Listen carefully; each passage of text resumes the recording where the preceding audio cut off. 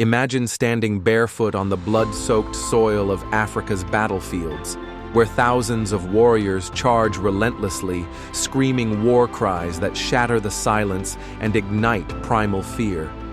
Now, picture commanding this unstoppable force, directing its fury with a precision that revolutionizes warfare forever.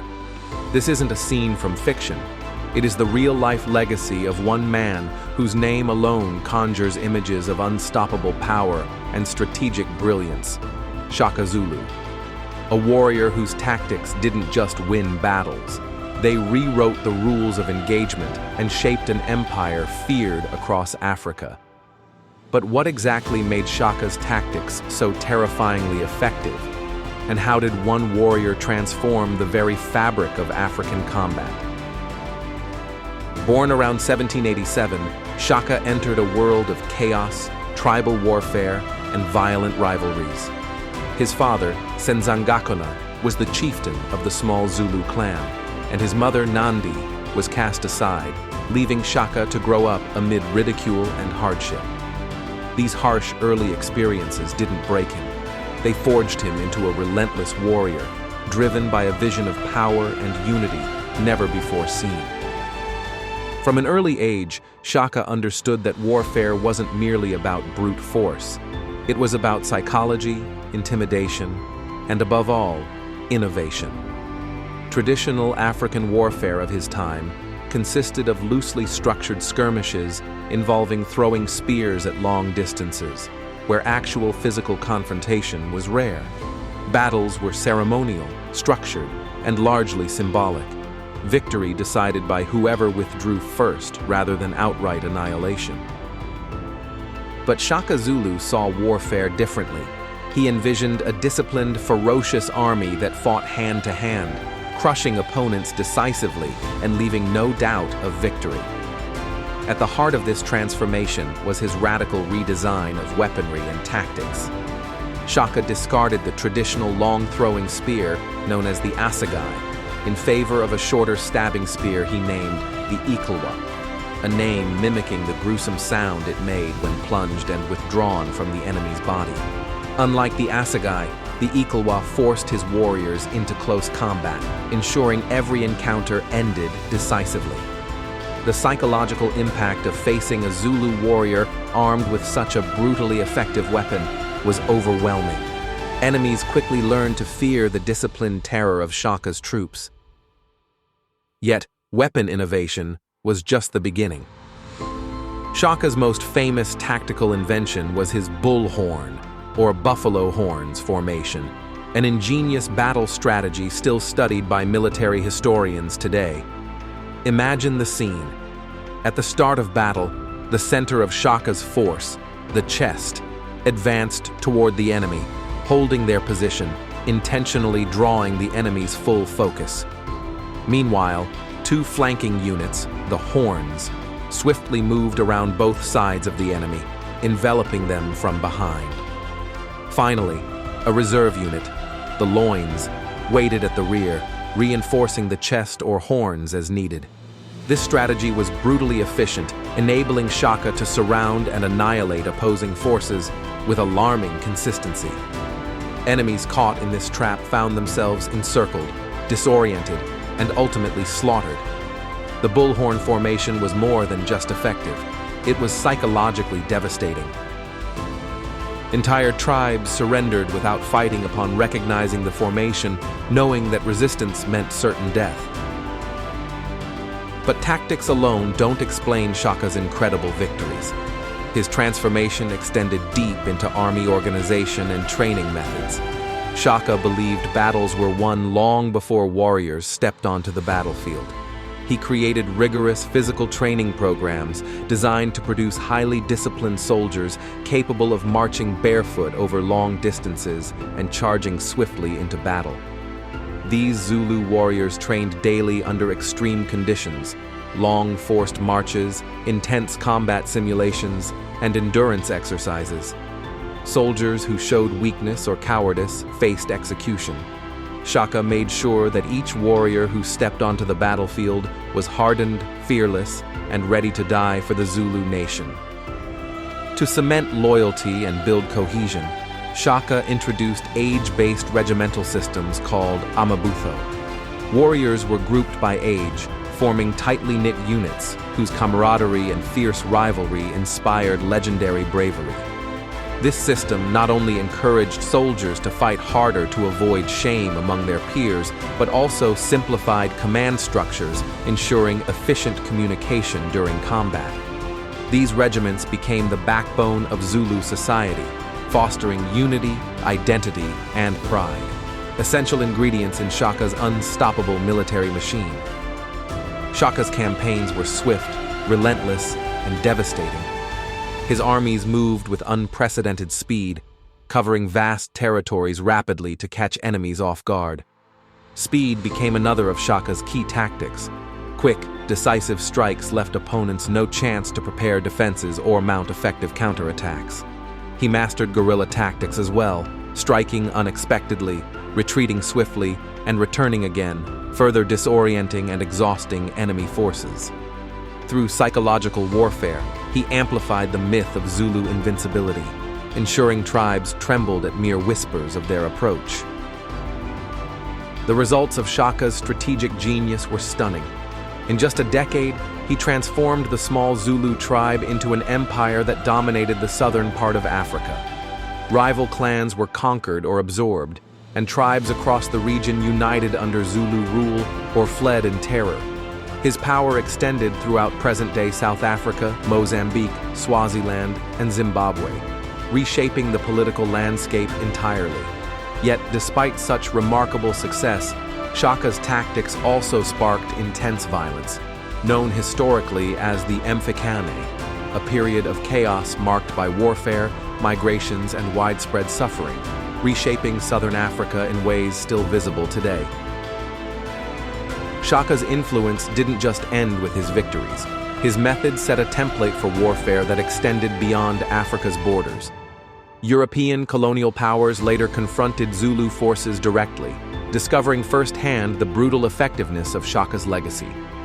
British troops famously faced the full might of Zulu tactics at the Battle of Isandlwana in 1879, decades after Shaka's death, where they suffered one of their worst military defeats ever, proof that Shaka's innovations stood the test of time. However, despite his military brilliance, Shaka's relentless approach eventually created enemies within. His growing paranoia, coupled with his ruthless treatment of even loyal subjects, fostered resentment. Those who once admired his visionary leadership grew fearful of his unpredictable cruelty.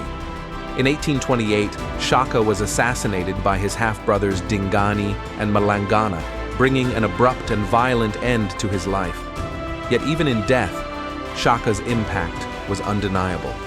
Dingani inherited a vast, disciplined military apparatus that continued to terrorize southern Africa, proving how deeply Shaka's tactical legacy had entrenched itself in Zulu identity. The story of Shaka Zulu is ultimately one of innovation, brutality, and unmatched strategic genius. His revolutionary battle techniques, the close combat iklwa, the devastating bullhorn formation, rigorous training programs, and swift, decisive campaigns changed warfare forever. His life was a testament to the raw power of human ingenuity, determination, and leadership. Shaka's legacy raises profound questions about the cost of greatness. His empire was built on suffering, yet it unified a fractured land. His tactics left scars that still echo across history, yet they created a Zulu identity still proudly celebrated today. As we reflect on the tactics and techniques that made Shaka Zulu a legendary warrior, we're left to ponder the complex interplay between genius and violence, ambition and morality, innovation and destruction. Shaka's victories stand as powerful reminders of what one visionary individual can accomplish, both the astonishing heights they can achieve and the chilling depths they might plunge humanity into in pursuit of their ambitions. His battles were more than mere conquests. They were seismic shifts in history, forever changing how war was waged. They are a gripping testament to human creativity, discipline, and ferocity. a combination powerful enough to rewrite the very rules of combat and carve Shaka's name into eternity. This is not merely the tale of a warrior. It is the enduring story of how one man's tactical brilliance forever reshaped the battlefield, turning chaos into conquest, weakness into strength, and battles into legends. Shaka's death marked a turbulent transition of power, but the tactics and methods he pioneered lived on, deeply ingrained within the very fabric of Zulu culture and military practice. His successors, despite lacking his extraordinary charisma and sheer visionary power, continued to employ his innovations with striking effectiveness. Under Dingane, the formidable Zulu army still posed a grave threat to neighboring tribes and European settlers, wielding Shaka's brutal close-quarter strategies to devastating effect. It was evident that Shaka had not merely crafted an army. He had birthed an entirely new military philosophy that would echo through generations, a grim testament to his terrifying genius. Even more remarkable was the far-reaching influence of Shaka's battle techniques beyond the boundaries of the Zulu Empire. Neighboring tribes rapidly adopted his tactics out of either admiration or necessity, drastically changing the face of African warfare. Tribes previously reliant on loosely organized and largely ceremonial battles now realized that survival required adaptation to the ruthless effectiveness of Zulu-style combat. As tribes either embraced these methods or perished, Southern Africa became an arena defined by the tactics Shaka invented, a region reshaped by the harsh reality of warfare as he envisioned it. But Shaka's influence didn't just alter the methods of combat, it fundamentally transformed the societies that adopted his military doctrine. His regimented structure of warriors created powerful social units, tightly bound by shared experiences and mutual survival. These age-based regiments didn't merely foster soldiers. They cultivated a powerful sense of communal identity and national pride that transcended individual ambitions. The warriors who fought under Shaka saw themselves as part of something greater, a disciplined, cohesive collective whose strength lay not just in physical prowess, but in unshakable unity and mutual loyalty. These changes rippled out into broader social structures, reshaping tribal dynamics and societal roles. The military became the epicenter of Zulu life, with societal prestige and political power intrinsically tied to martial success.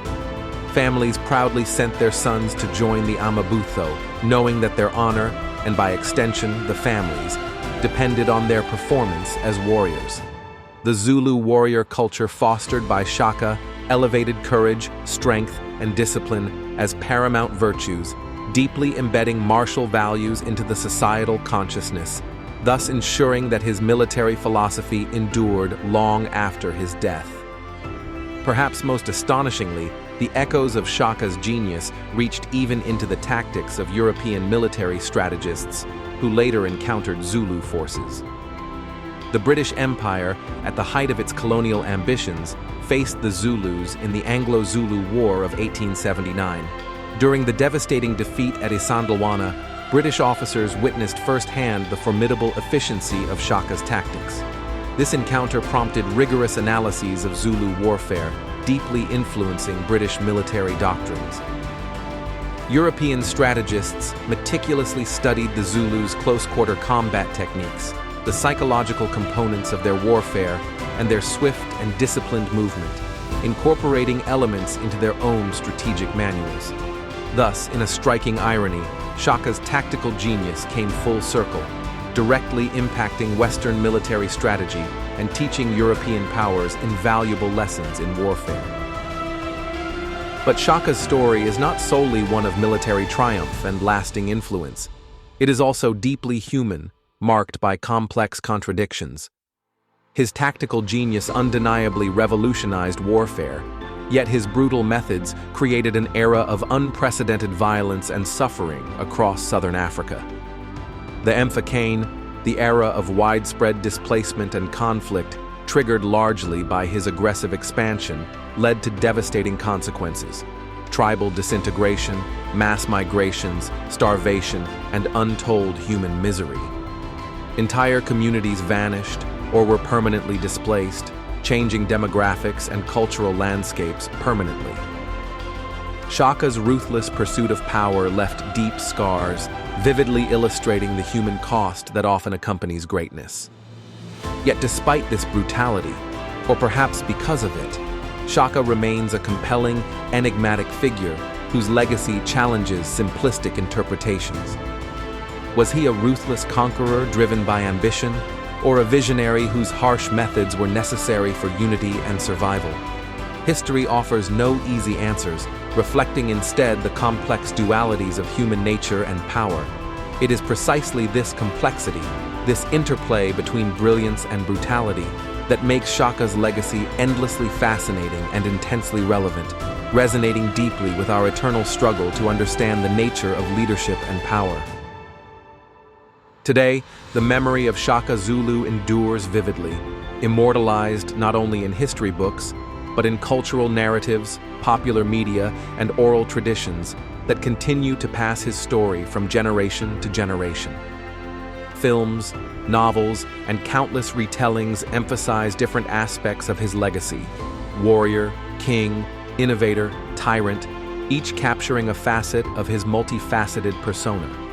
His name still conjures respect, admiration, fear, and contemplation, embodying both the awe-inspiring potential and terrifying dangers of absolute power wielded by a tactical genius. Ultimately, Shaka Zulu's story is one of profound innovation and sobering caution.